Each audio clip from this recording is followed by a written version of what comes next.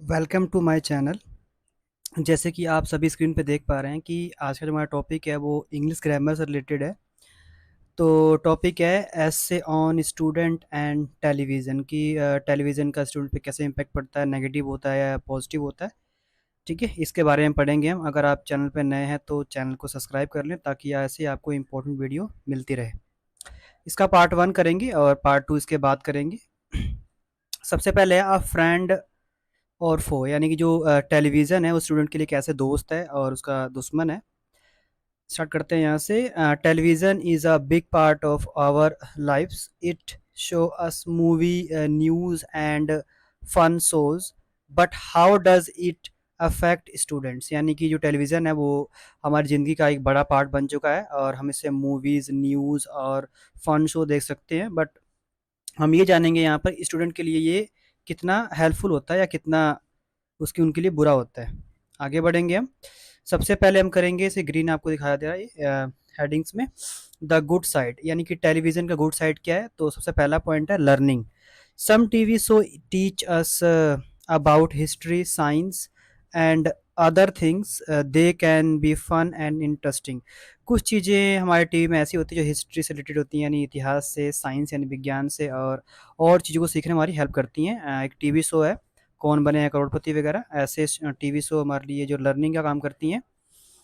इसके अलावा बहुत से ऐसे एजुकेशनल ऐप्स हैं जिससे बच्चे पढ़ने में हेल्प लेते हैं, और टीवी शो भी हैं ऐसे बहुत सारे। सेकंड पॉइंट है entertainment. Watching TV can be relaxing and fun. क्या करता है, जो टीवी देखने से जो हमारे माइंड है उसको रिलैक्स मिलता है और साथ में हम फन कर पाते हैं। It help us unwind after a long day. काफ़ी लंबे टाइम अगर हम ज़्यादा काम करते हैं तो थोड़ा स्ट्रेस से हमें इससे रिलैक्सेशन मिलती है। Unwind after a long day हो जाता है हमारे साथ। इसके बाद हम नेक्स्ट पॉइंट देखेंगे, बैड साइड, यानी कि टेलीविज़न का बैड साइड क्या है, कैसा इसका बुरा प्रभाव पड़ता है स्टूडेंट्स पे। पहला पॉइंट है less time for other things. ठीक है जी, यानी कि आप सिर्फ टीवी पे ही ध्यान दिया देते हो और चीज़ों को पढ़ाई वगैरह पे या फिर जो होमवर्क करना है वो आउटसाइड जो एक्टिविटी होती है उस पर ध्यान आप नहीं देते हो।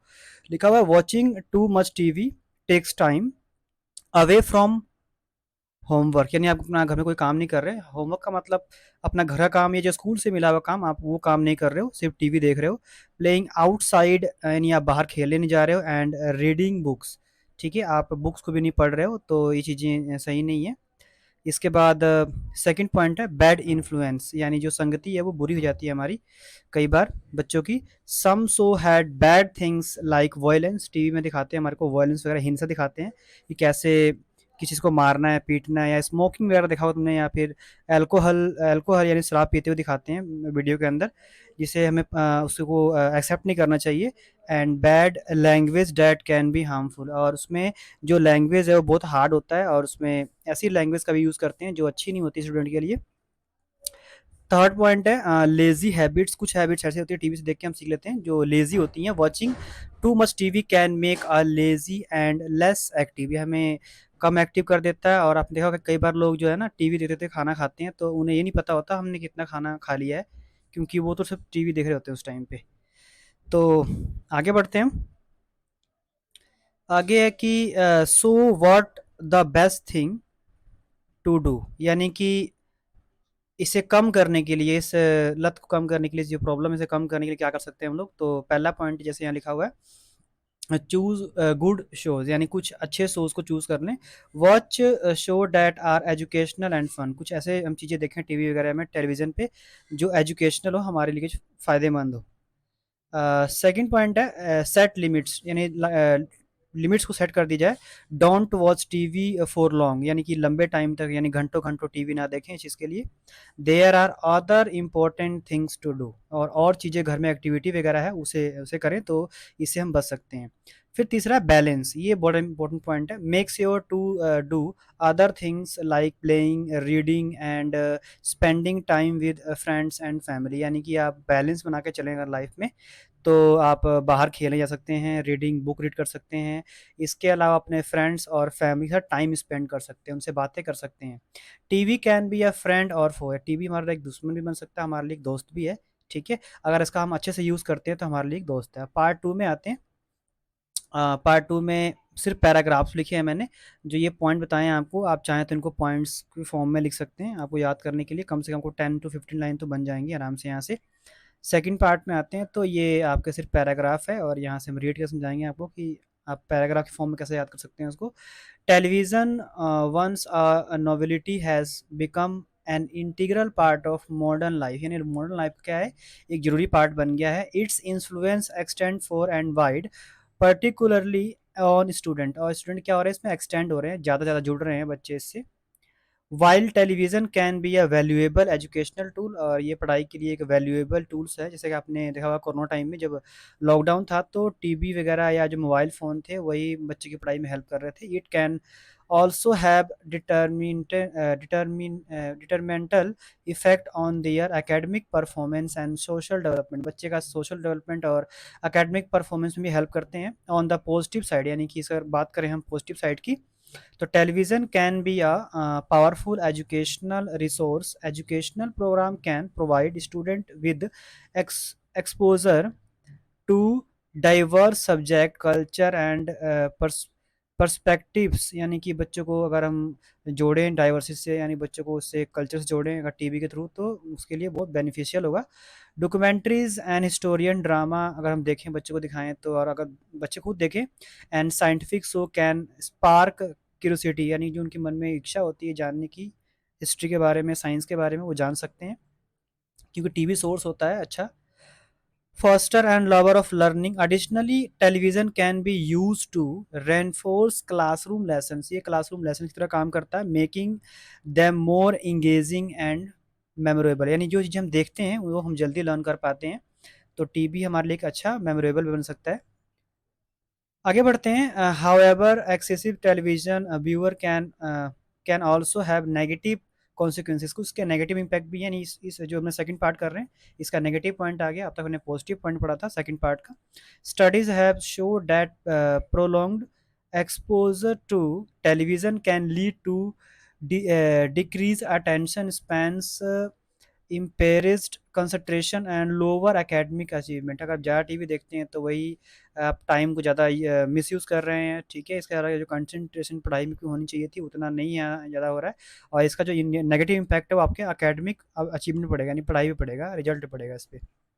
The passive nature of television viewer can hinder critical thinking skill and the development of imagination. बच्चे की जो इमेजिनेशन है, जो सोचने की क्षमता है, उस पर इसका नेगेटिव इम्पैक्ट पड़ता है। Moreover, the content on television can be filled with violence, ठीक है, अनरियलिस्टिक ब्यूटी स्टैंडर्ड्स। आपने देखा होगा टीवी की जो चीज़ें होती हैं वो असली नहीं होती हैं, उसमें वॉयलेंट चीज़ें और जो अनरियलिस्टिक चीज़ें होती हैं उनको उन्होंने डाला होता है ग्राफिक के फॉर्म के अंदर, और बच्चे उन्होंने देख के उसको सच मान लेते हैं। आगे बढ़ते हैं।